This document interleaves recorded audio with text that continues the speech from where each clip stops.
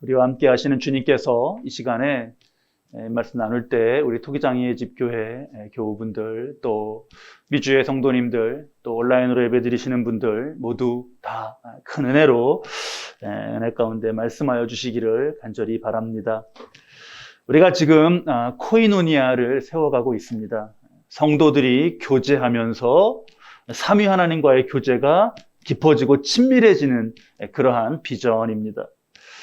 몇 주간 가치의 가치라는 시리즈 제목으로 하나님께서 이렇게 가치하게 하시면서 이루어 가시는 역사를 보고자 합니다. 오늘 그 첫 시간인데요. 이 첫 시간에는 다윗이 그 노년의 때에 겪은 그러한 사건을 보고자 합니다. 다윗이 그간에 정말 온갖 산전수전 모든 것을 수없이 헤아릴 수 없이 겪으면서 이렇게 지냈습니다. 그런데 이 노년에 정말 너무나 충격적인 일을 당하게 됩니다. 그게 뭐냐 하면 친아들인 압살롬이 반란을 한 겁니다. 압살롬은 야심을 품고 내가 왕이 되겠다라고 하는 야심을 품고 철저하게 한 가지 일들을 준비했고 오랫동안 그런 물밑 작업을 했습니다. 그리고는 거사의 당일날에는 다윗을 보좌하는 그 고위직 200명을 헤브론에 있는 자신의 집으로 이렇게 초대해서 함께하게 했습니다. 이들은 그 예루살렘을 떠나서 헤브론에 갔다가 졸지에 그냥 볼모처럼 거기에 묶여버리는 그런 신세가 됩니다.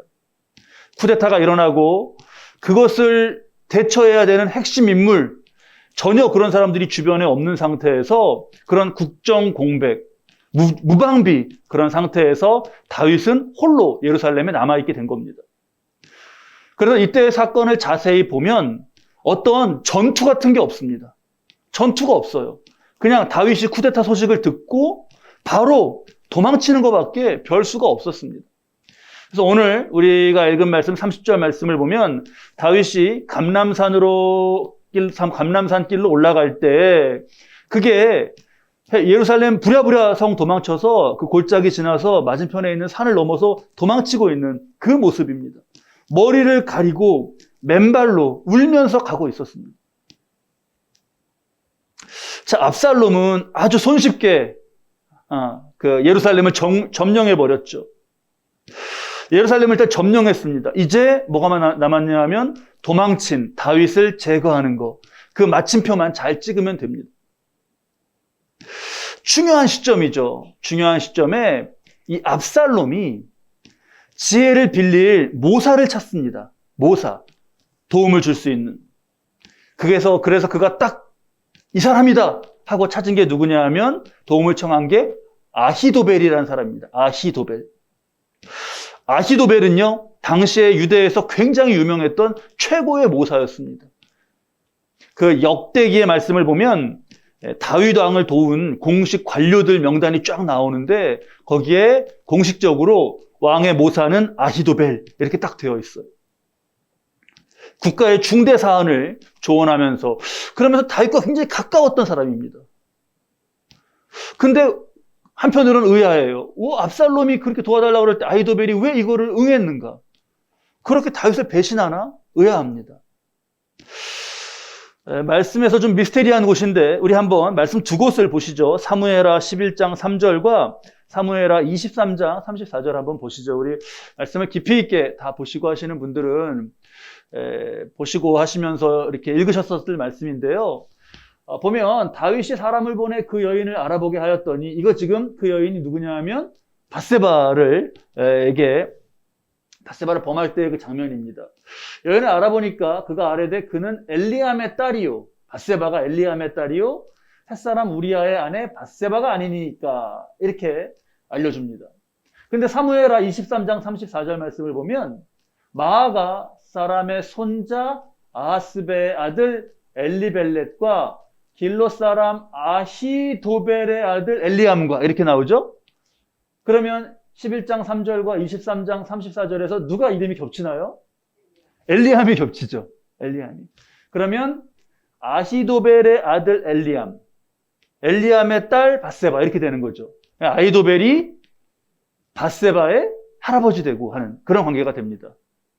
그러니까 밧세바를 범함으로써 그리고 우리아를 죽임으로써 가문의 비극을 만든 그런 것에 대한 아히도벨의 어떤 복수심이었을까 싶기도 합니다. 근데 문제는 뭐냐 하면 저기 지금 햇사람 우리아의 아내 밧세바라고 할 때 그가 아래되 그는 엘리암의 딸이요 할 때 엘리암이 있죠.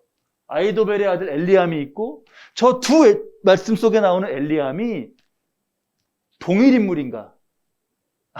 이거를 알 수가 없습니다. 이걸 알 수가 없어요.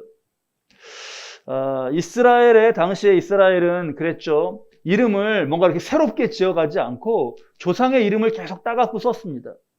그래서 전체 이스라엘 사람이라 그래봐야 이름이 대략 한 2,000개예요, 그냥. 그러니까 우리가 보지 않습니까? 예수님 제자 12명인데 그 안에만 해도 유다가 2명이고 야고보가 2명이고 벌써 그렇잖아요. 시몬, 그 별명까지 합치면 시몬과 또 시몬 베드로가 있고 이래서 12명 중에 6명이 다 이렇게 이름이 막 혼동되는 그러한 그 모습입니다. 이게 그래서 같은 엘리암인지 특정할 수가 없어갖고 이거를 말하기는 어려워요. 아히도벨이 왜 다윗을 배신했나? 이거는 좀 미스테리하게 남습니다. 미스테리하게 남아요. 어쨌든 아히도벨은 압살롬에게 넘어갔어요. 이게 이스라엘 사람들에게 시사하는 바는 뭐냐 하면 다윗은 이제 완전히 끝났구나 합니다. 아히도벨까지 넘어갔으면 당대의 그 최고의 모사인 아히도벨까지 넘어갔으면 다윗은 끝났구나요. 아히도벨이 압살롬의 반란에 합류했다. 이 소식을 들은 다윗. 그 반응을 우리가 중요하게 봐야겠죠. 오늘 본문 말씀의 31절 말씀입니다. 어떤 사람이 다윗에게 알리되 압살롬과 함께 모반한 자들 가운데 아히도벨이 있나이다. 자, 여러분, 이 말을 들은 다음에 다윗이 어떻게 하죠? 다윗이 이르되 여호와여 원하옵건대 아히도벨의 모략을 어리석게 하옵소서. 그 순간 다윗이 기도하고 있어요. 기도한 게 굉장히 중요하죠. 기도의 내용을 한번 잘 보십시오. 아히도벨의 모략을 어리석게 해주십시오. 이게 가만히 이 기도의 내용을 보면 아히도벨을 이길 만한 어떤 방법이 없은 그런 암담함이 이 기도에 담겨 있습니다. 모략으로 치면 아히도벨이 끝판왕인 거예요, 지금. 다른 어떤 사람을 찾고 대처하고 그런 것이 떠오르지가 않아요. 다윗의 그 대책 없음의 기도죠, 이게. 다윗이 기도를 하니까 그래, 이럴 때 기도해야지. 다윗이 기도하는구나 이렇게 느껴지는데, 근데요, 아들이 반역을 일으킨 거를 접한 충격에다가 아히도벨까지 넘어가 버린 이런 것을 접했을 때 낙심하고 완전히 다운되기가 쉽죠. 이건 우리가 다윗이 기도하니까 맞아, 이럴 때 기도해 이렇게 그냥 자동적으로 받아들여지는데 그렇게 받아들일 것이 아니라 정말 한번 그 상황을 놓고 생각해 봐야 됩니다. 이때 보통 낙심하고 진짜 무기력하게 되고 쓰러지기 쉬워요. 근데 이 다윗의 어떤 영성이랄까, 저력이랄까 이런 게 있습니다. 끝에 끝까지 그 순간에도 아히도벨까지 넘어갔어? 망했구나가 아니라 그러면 아히도벨의 모략이 그게 지혜롭지 않기를 이렇게 구하는 기도가 있습니다. 이 기도가 굉장히 중요한 도전이 되죠, 우리에게. 얼마나 진실한 기도입니까, 이 내용이. 얼마나 노골적이에요. 아히도벨 제발 거기서 지혜가 안 나오게 해달라고, 어리석게 해달라고. 자, 그러면 하나님께서 이제 이 상황에서 다윗이 기도하죠. 아히도벨의 다윗의 기도를 들으시고 하나님이 아히도벨의 모략을 어리석게 하시는, 그렇게 하실까요? 그렇게 하시지 않을까요? 어떻게 하실까요? 우리가 뒤에 보겠지만요, 아히도벨은 압살롬에게 지혜로운 모략을 줍니다. 이게 이상한 거예요. 하나님 그거를 들어주지 않으셨어요. 승리가 딱 결정될 수 있는 모략을 아히도벨이 압살롬에게 딱 줘요. 그 하나님 응답은 이게 뭔가, 다윗의 기도는 뭐가 되고 하나님 응답은 뭐가 되는 건가? 자, 이런 말씀을 우리가 좀 더 문제적으로 보면서 우리가 깊이 있게 좀 이런 믿음이, 신앙이 깊어져야 되는 그런 부분입니다. 다윗이 기도를 했죠, 그렇게. 하나님 왜 근데 아히도벨에게 그렇게 그냥 지혜롭게 아히도벨이 말을 하게 하시나? 그게 아니고요. 다윗이 기도를 했습니다. 그 후에 일어난 일이 뭔가? 이걸 잘 봐야겠어요. 그 후에 일어난 일이 뭔가? 31절 말씀 끝에가 아히도벨의 모략을 어리석게 하옵소서 하니라 하고 그렇게 기도했죠. 32절이 어떻게 되나요? 우리 32절 말씀은 함께 읽으실까요? 다윗이 하나님을 경배하는 마루턱에 이를 때에 아렉 사람 후세가 옷을 찢고 흙을 머리에 덮어쓰고 다윗을 맞으러 온지라. 자, 우리가 보통 기도를 두고 내 기도에 하나님 응답하셨다 뭐 이런 거를 얘기할 때 내가 기도드린 내용 그대로 이루어졌나 안 이루어졌나를 두고 그렇게 말할 때가 많이 있습니다. 근데 하나님의 응답은 그것보다 더 큰 차원에서 진행이 되는 거예요. 우리 엊그제 동계올림픽이 시작됐잖아요. 베이징 동계올림픽이. 그러면 그런 때 두 사람이 경쟁한다고 하면 하나님 A가 이기게 해주세요. 어떤 사람은 그렇게 기도하고 어떤 사람은 하나님 B가 이기게 해주세요. 막 기도하면 이거 하나님 어떻게 응답하셔야 되는 거예요. A가 이기면 하나님이 그 사람이 이 사람 기도 들어준 거고 B가 이기면 이 사람 기도 들어준 건가? 자, 기도의 그 내용에 대한 응답도 있습니다. 분명히 그것이 있죠. 거기서 우리가 좀 더 오늘은 크고 깊은 차원으로 나아갔으면 좋겠어요. 하나님의 일하심은요, 그 기도의 내용보다 더 큰 차원에서 진행되는 그런 응답이 있습니다. 지금 기도 후에 후세를 만났다. 이게 중요한 거죠. 이게 우연이 아닌 거죠. 이게 바로 하나님의 응답입니다. 후세를 만난 게. 후세는 또 그럼 어떤 사람인가? 아히도벨 못지않게 요직을 맡았던 사람이에요. 특별히 저 뒤에 37절 말씀에 가면 다윗의 친구 후세 이렇게 불릴 정도로 다윗과 가깝고 충성스러운 사람이었습니다. 다윗이 하나님을 경배하는 마루턱에, 이거 의미심장하지 않습니까? 마루턱에 이르러서 아렉 사람 후세를 만났다. 그렇게 만났으니까 우리가 만난 걸로 알지만 만약에 하나님을 경배하는 마루턱에 갔는데 압살롬의 반역에 협력하는 장군을 만났더라. 그렇게 만나면 그렇게 만나질 수도 있는 겁니다.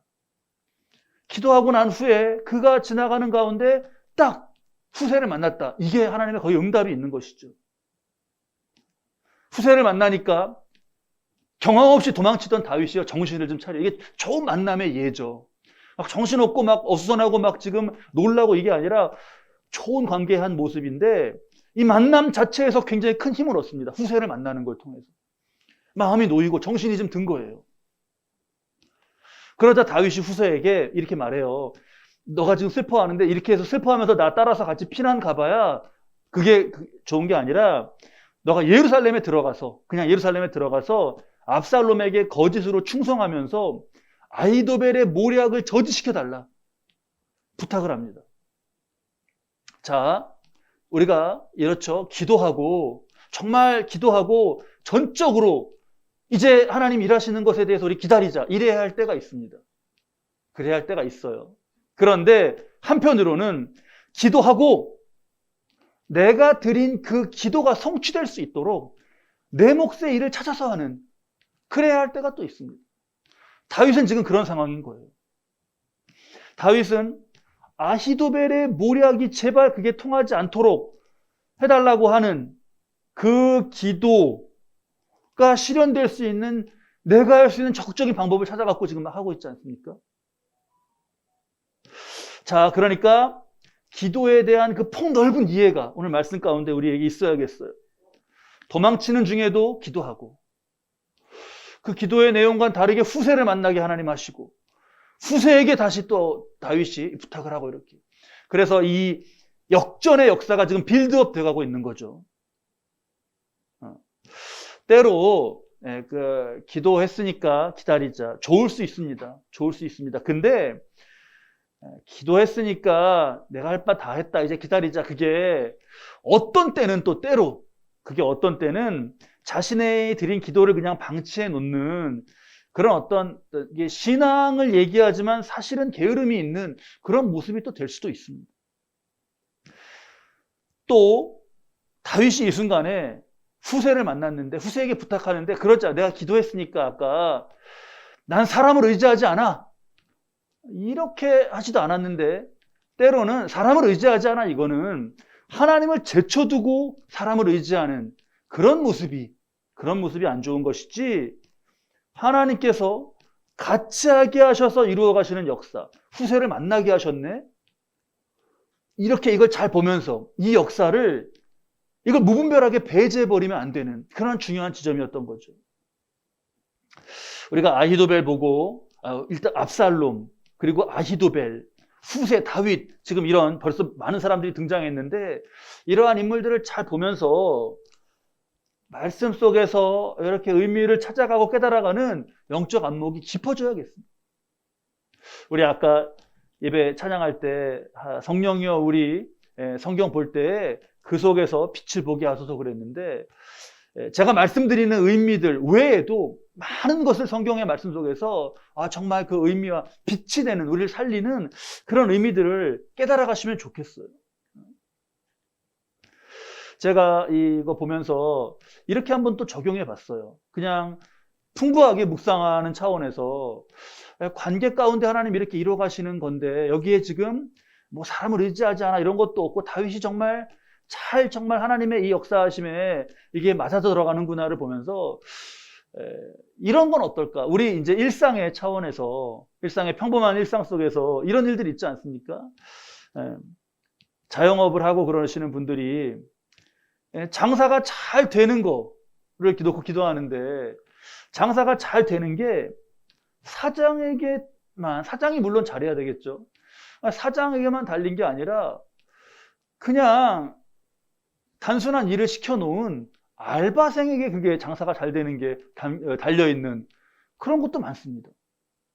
그러니까 사장이 막 아침부터 열심히 준비하고 잠도 안 자고 막 이렇게 열심히 뛰어다니는데 근데요 매출이라는 게 딱 그 손님을 상대하는 그 자리에 있는 그 알바생 그 모습이 어떠냐에 따라서 달라지는 경우가 많이 있는 거잖아요.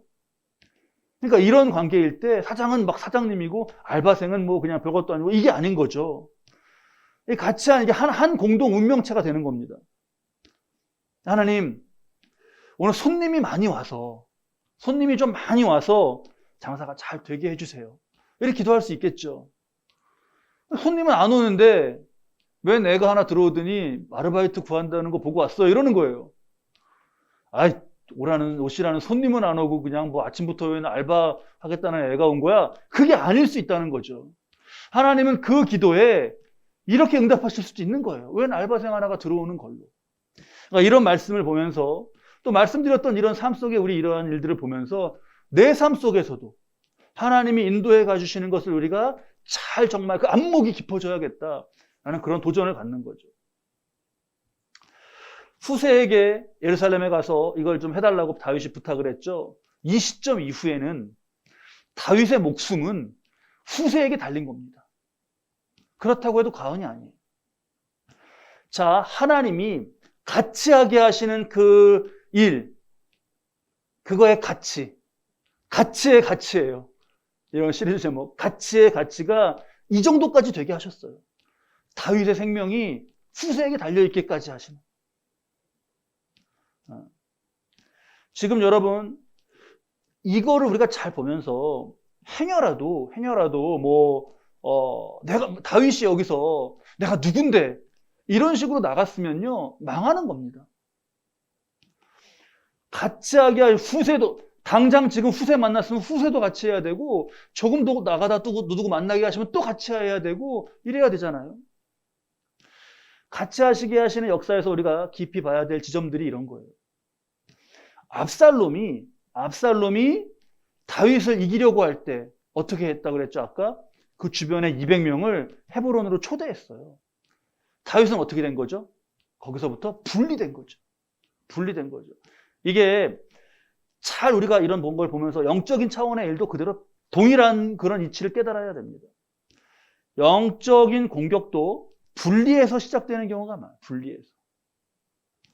마귀가 우는 사자처럼 삼킬 자를 찾는다고 하셨죠, 말씀에. 여러분, 사자가 야생에서 누구를 잡아먹을까를 어떻게 걔가 웅크리고 있다가 고르죠? 그 무리에서 떨어져 있는 애예요. 무리에서 떨어져 있는 애예요. 자, 잘 깨달으면서 더 나아가 보시죠. 이제 압살롬 주변에 아히도벨도 왔고 후세도 왔습니다. 이들은 어떻게 활약을 할까? 어떤 조언을 할까?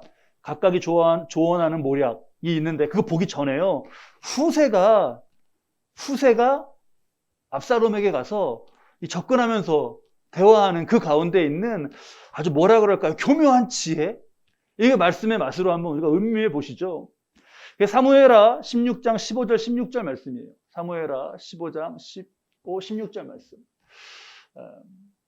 압살롬과 모든 이스라엘 백성이 예루살렘에 이르고 아히도벨도 그와 함께 이른지라 이렇게 됐죠. 아히도벨까지 왔죠. 다윗의 친구 아렉 사람 후세가 압살롬에게 나아갈 때 그에게 말하기를 왕이여 만세 왕이여 만세. 다음 말씀 어떻게 되죠? 17절 말씀이 압살롬이 후세에게 이르되 이것이 네가 친구를 후대하는 것이냐? 왕이여 만세 왕이여 만세 이렇게 하고 나아가니까 압살롬이 이게 너가 너의 친구 다윗이죠? 다윗을 후대하는 거냐 이렇게 묻고 있어요. 압살롬은 자기는 그게 지금 자기 아버지를 후대하고 있는 거예요. 이새 사람이 이렇습니다. 잘 우리 배워야겠어요. 근데 한번 보셔요. 후세의 말. 왕이여 만세, 왕이여 만세. 여기서 왕은 누구죠? 압살롬. 꼭 압살롬이 그렇게 들은 거예요. 근데 후세는 왕이여 만세라 그랬지 압살롬이라고 하지 않았습니다. 같이 속아 넘어가시면 안 돼요. 그 뒤를 보시죠. 다윗이 18절 한번 가볼까요? 우리 17절, 18절. 그래서 내가 어찌하여 내 친구와 함께하지 아니하였느냐? 16절, 18절. 후세가 압살롬에게 이르되 그렇지 아니하니이다. 내가 여호와와 이 백성 모든 이스라엘의 택한 자에게 속하여 그와 함께 있을 것이니이다. 또 여기에서 압살롬이 이 말을 듣고 감동해서 넘어가죠. 다시 앞으로 가보실래요? 18절. 후세가 말한 여호와와 이 백성 모든 이스라엘의 택한 자, 이게 누구죠? 이제 헷갈리시죠? 그게 이게 후세의 교묘한 지혜입니다. 보셔요. 이거 다윗이죠. 여호와와 이 백성 모든 이스라엘 택한 자에게 속하였다. 아주 완전히 가지고 노는 거예요. 이거 다윗을 말하는 거예요. 압살롬은 누구로 들어요? 자기로 들어요. 자기로 들어요. 자, 사람이요. 욕심에 눈이 멀고 조그만 성공에 취하면요. 총기를 잃어버립니다. 왕이요. 그러니까 지금 누가 왕 어디 있어요, 지금? 다윗왕 지금 약간 피난 거예요. 왕은 다윗이에요. 왕이요. 그러니까 압살롬이 막 자기가 왕이 된 것처럼 좋아요. 우리 마지막 19절 말씀까지 보실까요? 또 후세의 말입니다. 또 내가 이제 누구를 섬기리이까? 그의 아들이 아니니까 내가 전에 왕의 아버지를 섬긴 것 같이 왕을 섬기리이다 하니라. 여기서 왕은 누군가? 마지막에 나오는 왕은 막 헷갈리시죠, 많이? 이거를 이제 누구를 섬기니까 그의 아들이 아니니까 이러니까 압살롬이 나를 섬기겠다고 왔구나. 넘어왔구나. 후세도 막 너무 좋아한 거예요. 근데 후세는 그의 아들이라 그랬지 압살롬이라고 안 했습니다. 그의 아들. 이게 무슨 말이죠? 아니 누가 되었건 다윗 이후에 왕이 될 사람은 누구예요? 다윗의 아들이겠죠. 그 후세 압살롬이라고는 안 했습니다. 그리고 왕의 아버지를 섬길 것과 같이 그 왕을 섬기겠다는 거 아니에요? 압살롬처럼 이렇게 되면 안 되는 거죠. 이 교만, 이 방심, 이 명예욕에 이 잠시의 성공에 취하는 이런 것, 멸망의 모습 가운데 이게 있습니다. 압살롬이 예루살렘을 점령했을지는 몰라요. 하지만 다윗이 아직 살아 있습니다. 절반의 성공이죠, 그러니까. 절반의 성공. 절반의 성공은 제가 어제 기도하면서 말씀 준비하면서 정말 찾은 표현이에요. 절반의 성공은 정말의 성공이 아닌 거죠. 뭐 좀 표현이 이게 라임이 잘 맞나요? 잘 여러분 기억되시기 바라요. 절반의 성공은 정말의 성공이 아니에요. 그걸 성공으로 취할 때 위험해지는 거죠. 반면교사로 우리가 압살롬을 보면서 잘 봐야겠습니다. 우리 지난주 말씀하고도 이어지는데요. 낙심하지 말아야 되죠. 그러면서 또한 무엇도 하지 말아야죠. 방심도 하지 말아야 돼요. 낙심하지 않고 기도하는 거는 다윗이 잘 보여주고 있어요. 오늘 모습을. 방심하지 말아야 되는 거는 오늘 압살롬을 보면서 반면교사로 확실하게 배울 수 있습니다. 자, 그리고는 이제 본격적인 모략의 대결이 펼쳐져요. 아히도벨은 뭐라 그러는 거냐? 아히도벨은 압살롬에게 왕이 남겨두고 간 후궁을 그냥 취해버리고 백주대낮에 그냥 그들과 함께 하면서 그러라는 거예요. 그래서 사람들이 보고 이제 압살롬은 완전히 그냥 막 끝장을 내려고 저러는구나 라고 알게 하라는 겁니다. 그리고는 이게 지금 아히도벨이 아주 지혜롭게 한 말이에요. 지체할 틈이 없다. 빨리 다윗을 쫓아라. 빨리 쫓는 게 중요하다. 그리고서 쇳불도 단김에 빼라.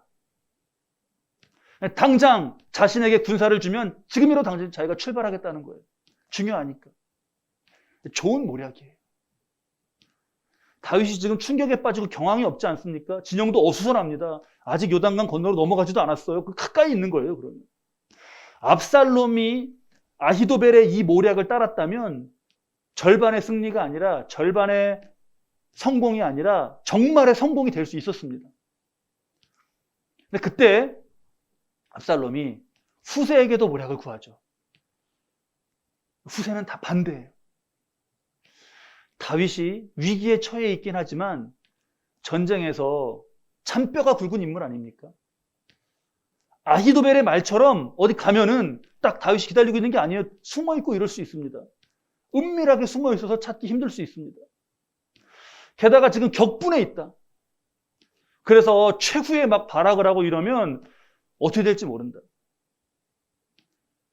차라리 이럴 때는 어떻게 하냐면 단에서부터 브에세바까지 사람들을 막 보내서 사람들을 다 모이라고 하고 그 다음에 다 모이면 아까 아히도벨이 말한 것처럼 빨리 아히도벨한테 막 군사를 줘서 쫓아가는 게 아니라 압살롬이 군사를 이끌고 직접 가서 마지막 마침표를 찍음으로써 사람들이 다 압살롬이 이걸 해냈구나 라고 마지막에 볼 수 있게 그렇게 하라는 거예요. 자, 여러분 압살롬이라면 누구의 모략을 들으시겠습니까? 아히도벨의 모략? 빨리 지금 쫓아간다? 후세의 모략? 아니다. 단에서 브엘사바까지 사람을 모아서 인정받고 이렇게 간다? 누구의 모략을 따르시겠어요? 중요한 순간이에요. 자, 후세의 모략이 기가 막히죠. 보셔요. 지금 압살롬은 막 이 허영심에 들떠 있잖아요. 이걸 자극하는 거예요. 단에서부터 브엘세바까지, 이게 백두에서 한라까지 그 표현이잖아요. 이러니까 막 지금 벌써 이제 막 전 나라의 인정을 막 받은 것 같아요. 그리고 가만 말 들어보니까 그렇지, 아히도벨이 가서 다윗을 제거하면 아히도벨이 또 많이 높여질 거 아니야. 막 공이 다 내게 돼야 되는데. 그래서 압살롬은 이때 후세의 말을 듣습니다.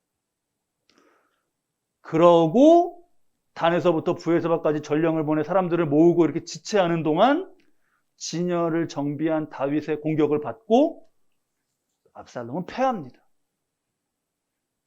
자, 이게 이제 결말까지 말씀드렸어요. 그냥 보기에는요, 이 쿠데타는 성공할 수밖에 없습니다. 다윗의 아들들 중에서 제일 뛰어나다라는 압살롬이에요. 그리고 왕자 중에서 제일 뛰어나다라는 압살롬이고 거기에 아히도벨이 모략을 더했습니다. 우리 사무엘하 16장 23절 말씀인데요. 그때 아히도벨이 베푸는 계략은 사람이 하나님께 물어서 받은 말씀과 같은 것이라. 이게 무슨 말씀이죠? 아히도벨이 얼마나 지혜로웠는지 아히도벨이 이렇게 해야 된다라고 말하고 그러면 사람들이 하나님이 말씀해 주신 거다라고 말할 정도로 아주 지혜로웠던 그런 말을 했던 거예요. 근데 뭐가 문제냐? 뭐가 문제냐? 또 우리가 여기서 짚어줘야겠어요. 그게 뭐냐? 아히도벨이 문제, 아까 아버지의 후궁과 막 동침시키고 한 거, 그 장면 보지 않았습니까? 그런 게 대표적인 예인데요. 모략에는 뛰어났을지 모르지만 하나님의 가르침에 어긋나는 사람이었어요. 우리가 용기나 지혜가 이런 것이 중요하다라고 생각을 합니다. 그 중요해요, 실제로. 그렇다고 그게 다인 건 아닌 거죠. 그렇다고 그게 다인 건 아닙니다. 우리 잠언 21장 30절 말씀인데요. 우리 이 말씀 함께 읽으실까요? 지혜로도 못하고 명철로도 못하고 모략으로도 여호와를 당하지 못하느니라. 그러니까 하나님의 지혜와 모략이 더 뛰어나다는 그런 말씀이죠. 그리고 하나님의 역사하심과 하나님의 이것을 사람의 지혜나 모략이 거슬러 갈 수 없다라는 게 중요한 뜻입니다. 그러니까 아히도벨처럼 나도 아히도벨처럼 정말 지혜로웠으면 좋겠다. 그런 지혜를 구하는 것도 좋지만 더 지혜로운 건 뭐냐? 그냥 하나님의 뜻과 일에 가심에 순종해서 사는 거. 그게 훨씬 이것보다도 더 지혜로운 거예요. 아히도벨, 이러한 역설의 사람이 됩니다. 어리석은 지혜자, 어리석은 지혜자, 또는 지혜로운 어리석은이, 이런 역설이 그 아히도벨의 삶 가운데 보여요. 아히도벨은 자기의 모략이 받아들여지지 않는 걸 보고 후세의 모략을 택하는 걸 보고요, 딱 그 길로 그냥 고향에 돌아가요. 뒤에 더 볼 거 없이 고향에 돌아갑니다. 집을 정리하고 목매달아서 자살을 했습니다. 이게 어떻게 될지 아마 다 이미 그 수 가운데 다 있었던 것 같아요. 정말 지혜롭죠? 근데 최후는 비참합니다. 이런 것을 우리가 이 세상에서 잘 분별해야겠어요. 지혜로운데 최후는 비참한 거예요. 하나님과 관계가 없는 인간의 머리, 그 존재의 비극, 그 아이러니, 이런 걸 우리가 아히도벨에서 잘 봐야겠습니다. 후세의 모략이 결정적으로 통했죠. 후세의 모략이 통하는 결정적인 순간, 그 뒤에서 진행된 하나님의 일하심은 이렇게 표현되어 있습니다. 우리 17장 14절 말씀이에요. 함께 읽으시죠. 압살롬과 온 이스라엘 사람들이 이르되 아렉 사람 후세의 계략은 아히도벨의 계략보다 낫다 하니 이는 여호와께서 압살롬에게 화를 내리려 하사 아히도벨의 좋은 계략을 물리치라고 명령하셨음이더라. 아히도벨의 모략은 좋았지만 압살롬에게 화를 내리시려고 그걸 물리치게 하신 거예요. 다윗의 기도대로 응답이 된 건가요? 안 된 건가요? 아히도벨이 지혜로운 말을 하지 않게 해달라 그랬는데 하긴 했으니까 안 된 것 같은데, 근데 이 일을 통해서 망하게 하시는, 그러셨으니까 응답을 또 하신 거예요. 그러니까 이 큰 차원을 우리가 말씀에서 잘 깨달아야겠습니다. 하나님은 압살롬의 죄와 반란을 용서하지 않으셨습니다. 압살롬의 반역은 하나님의 공의와 사랑과는 아무 관계가 없는 것이었어요. 머리 되게 좋은 것보다 하나님의 공의와 사랑 가운데 살아가는 것이 더 지혜로운 겁니다. 아히도벨의 참여 다 그렇습니다. 하나님 그거 성공하지 못하게 하셨습니다. 오늘 여러분 말씀 가운데 많은 것을 나눴는데요, 풍성하게 잘 간직하시면서요, 하나님의 일하신 가운데 있는 모습들로 여러분 잘 기억하실 수 있기 바랍니다. 다윗 가문에는 그 죄로 인하여서 지금 이렇게 반란하고 피 흘리고 이러는 일이 그 죄의 씨앗의 열매로 계속 맺힙니다. 이것도 우리가 잘 봐야 돼요.